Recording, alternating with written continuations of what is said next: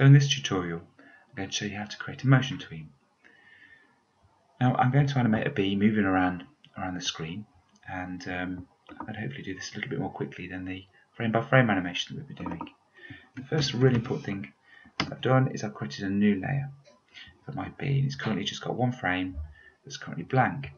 I'm going to use the bee movie clip that I made in a previous tutorial.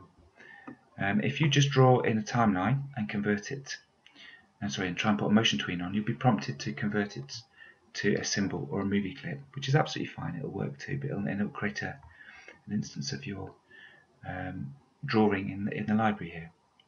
So I'm going to start my bee actually off screen. I'm going to press the Q key and resize him so he's quite small.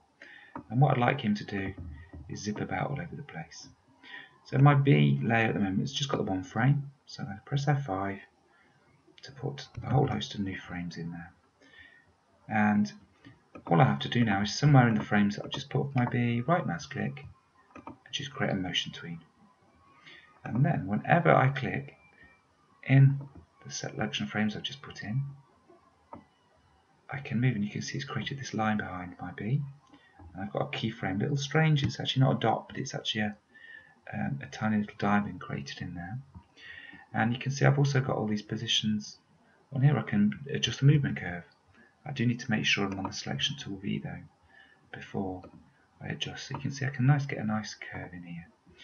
Just before we run the movie, I'm just going to move the bee to a different position now. And again, I'm going to move that curve around, give it a slightly more erratic part to its movement. Sorry. At this point, I'll just flip the bee around the other way. And remember to drop back to the selection tool if you want to see the move the path of the bee. Now for the final little bit of animation, what I'm going to actually do is show you how the motion tween can also be applied to the size of a graphic that you're animating here. And all I've done is just move the size of my bee. I've actually got a little bit of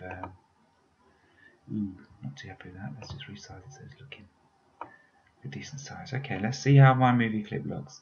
I'm just going to go back and just do one more thing. You see the swarm of bees that I had underneath? I'm just going to put some extra frames in so that they don't suddenly disappear. A few too many. Let's just put some in there at the top. So I'm just using F5 here just to put some extra frames in. I've got a bit of balance. Okay, Control Enter. You can see my bee zipping around all over the place. With that horizontal flip didn't work too well there, but you can see what I'm actually doing here. And I've really quickly got myself an animation. So the motion tween is a really important and useful tool.